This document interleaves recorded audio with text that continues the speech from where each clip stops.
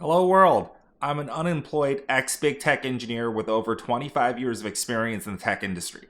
So, our family has maintained a savings rate that is greater than 50% of our gross annual income for over a decade. Now, having such a high savings rate has allowed me to experience my recent layoff more as a kind of semi-early retirement and life journey transition rather than a grinding, grueling survival situation that many laid off techies are undergoing right now.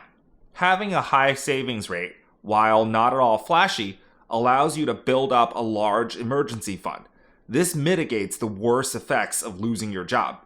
Maintaining a high savings rate over long periods of time allows you to take those savings and put it towards productive revenue generating investments.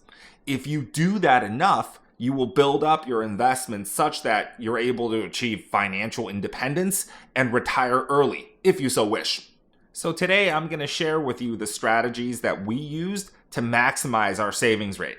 Having educational or consumer debt is like attaching a giant black hole to your wallet. It just sort of sucks all the money away from you. And that debt gives you nothing back except anxiety, grief, and regret. Whatever was originally purchased with that debt is long gone, but in the present, having to pay these debt payments, it prevents you from saving money for emergencies.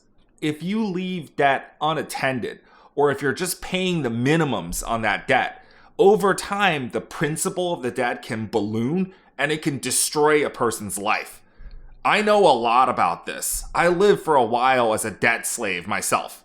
So many years ago, when my wife and I just got married, we sat down and had a serious hard look at our combined household finances. We realized that, holy crap, the two of us combined owed more than $150,000 in terms of school debt. So I remember having this soul-crushing sense of panic and dread, because literally just a few days before that, my wife told me that she was pregnant with a kid. I realized that my day job was super unstable since this was just after the great financial crash. And this mountain of debt is consuming more than $1,000 a month in just interest payments alone. So basically, this debt prevented us at the time from moving out of our tiny little apartment in the city and essentially getting on with life as a family. So we went to work and started aggressively tackling this debt. We reduced our household spending down to the absolute minimum. So aside from rent, for the two of us, I remembered spending like $100 a week. And that $100 accounted for everything, like groceries, personal goods, everything. We lived like monks. By day, I worked my software engineering job at a consulting company. I was pretty lucky to still have a job at that time. But even with the low six-figure salary that the job paid me, it wasn't enough to make much headway against that debt. So at night, I created a side business building Android apps for mobile phones. I remember just quickly learning the framework, all of the views, the activities, the services, the configurations. And within literally a matter of about a week, I had my first app built and launched on Android market.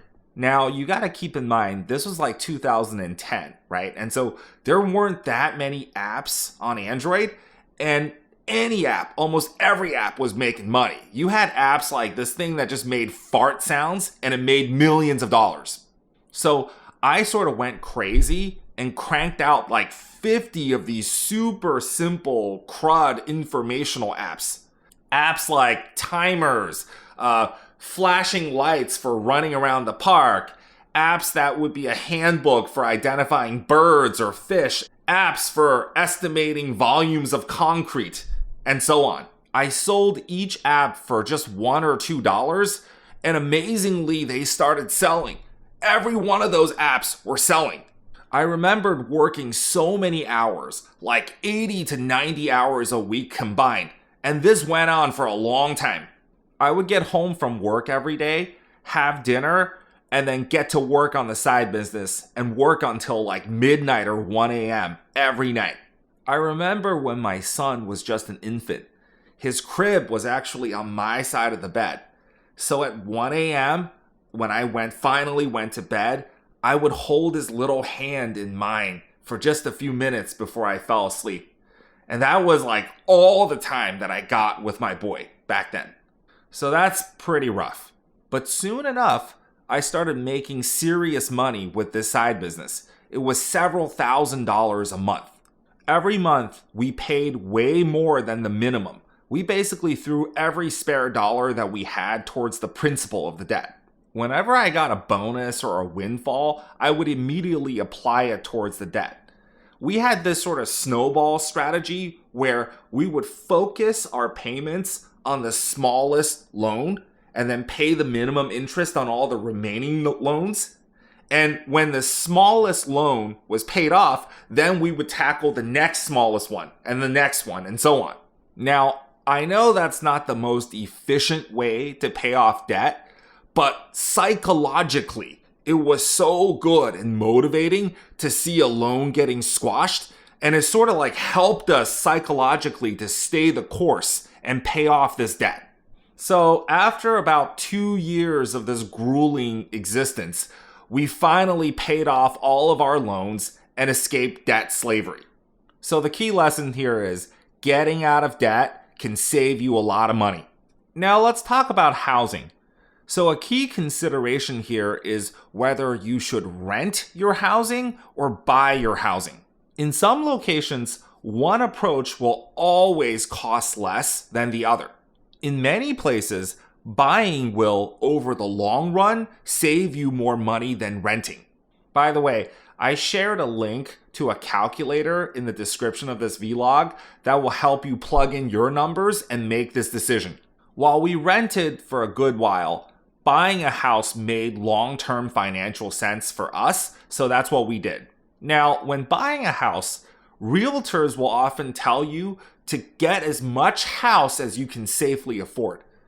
I strongly disagree with this opinion.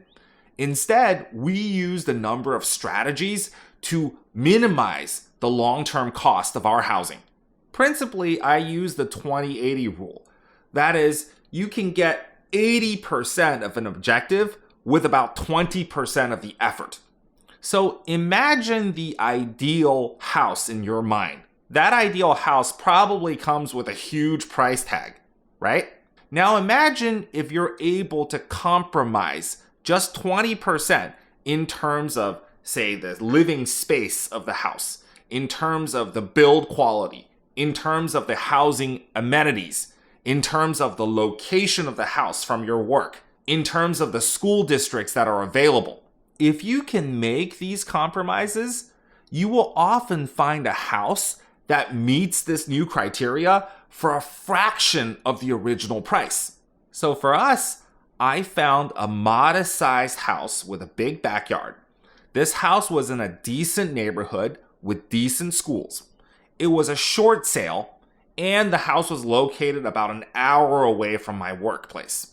At the time, the mortgage payment for this house, which by the way is inclusive of things like insurance and property taxes, was only around $2,000, which was like less than half or closer to 1/3 the amount of mortgage payments that most of my coworkers were making at the time. This then allowed us to save massive amounts of money every month.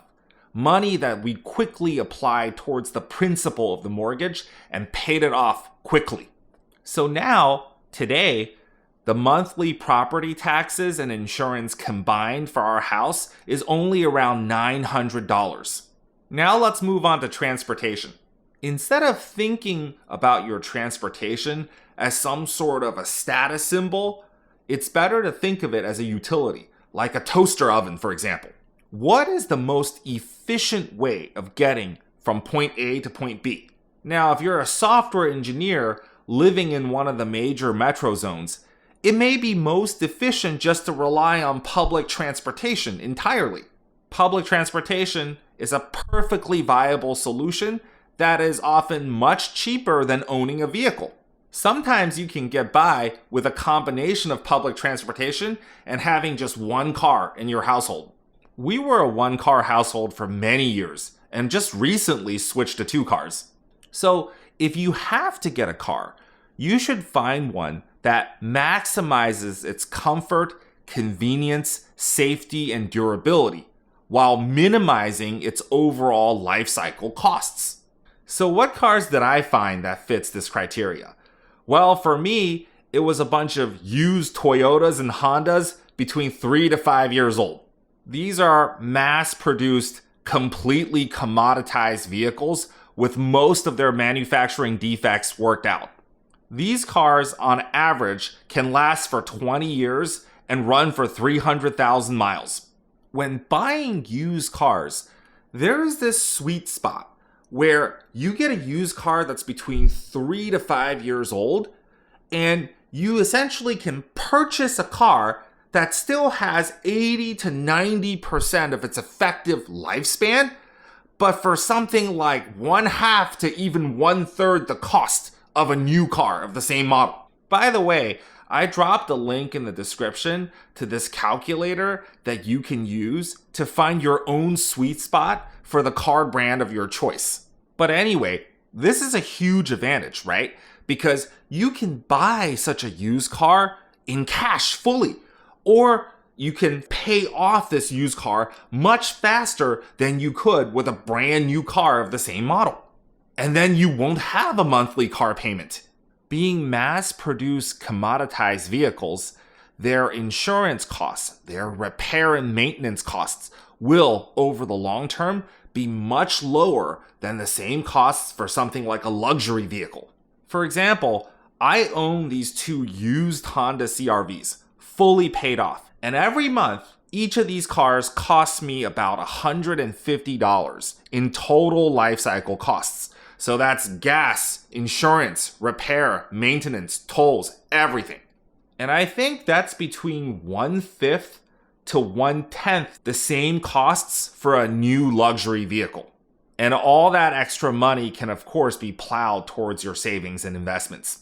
So in terms of food, we avoid going out to eat as much as possible. Restaurant meals could cost orders of magnitudes more than home cooked meals. In general, we go out to eat maybe at most once a month, and it's usually for a special occasion. Now, for most of the past 15 years, my wife and I have been brown bagging our lunches to work. I recently did a calculation once, and I think we probably saved just from brown bagging a couple of $100,000 over the years. Also, I find that cooking is a skill that is pretty easy to learn. So for just a little bit of time spent learning basic cooking techniques, you can often produce meals that are at like 80 to 90% restaurant quality at home. As a pro tip, I want to share with you this transformative technological device that I consider to be an engineering marvel. I present to you the Crock-Pot. The Crock-Pot can produce huge amounts of cheap, delicious, and nutritious food in the form of chilies, curries, and soups and stews. And for all that it produces, it only takes about 15 minutes of your time for you to set up the materials and around a dime worth of electricity to do so. Now, in terms of groceries, we usually get organic, unprocessed foods, usually from reasonably priced supermarkets like Aldi's. While grocery shopping, I try to buy my groceries in bulk. I generally try to buy generic brands instead of name brands, and I try to buy loss leaders when it's available. In a typical month, for our family of 4, we spend between $700 to $800 in total on food. So consuming huge amounts of goods, services, and experiences, that is something that unfortunately a lot of techies and our families indulge in. When I was a young guy, a single guy just starting out, I remember that it was super easy to be a minimalist, basically to go around all day and buy nothing at all. But when you have a woman and kids around, some compromises has to be made.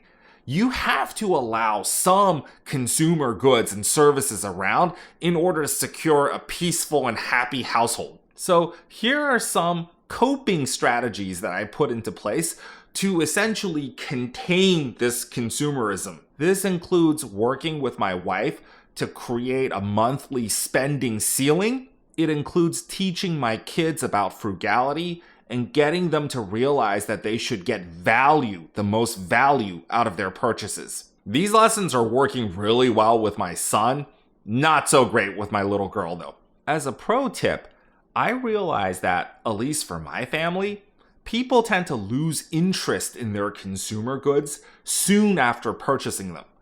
This loss of interest can happen anywhere from months to weeks to even days after the purchase. So I set up this mini distribution center in a corner of my basement. In this place, I inventory all of these abandoned consumer goods and then put them up for sale on marketplaces like eBay and Facebook Marketplace and Mercari. At the end of the year, items that are not sold can then be donated to a charity for a tax deduction. I find that my little recycling operation can get back between 10 to 20% of the money spent on these consumer goods. With these coping strategies in place, our household currently spends just around $1,000 a month on consumer goods and services. So that's pretty much it for my money saving strategies. With these, we were able to save more than 50% of our gross income for many years. Now, none of this is rocket science. I am sure that outside of the sheltered bubble that is the tech industry, most people with normal incomes, this is just how they live their lives. And given the seemingly endless wave of layoffs going through tech, I think maybe a number of software engineers in big tech can take these same strategies and save some money. Anyways, I hope my rant on this has been helpful to you. If you have a morbid curiosity to join me on this life journey, please feel free to subscribe to my channel. If you want to support me in making these vlogs, please consider becoming a member to this channel. Anyways, thanks so much for watching. I'll see you next time. Bye.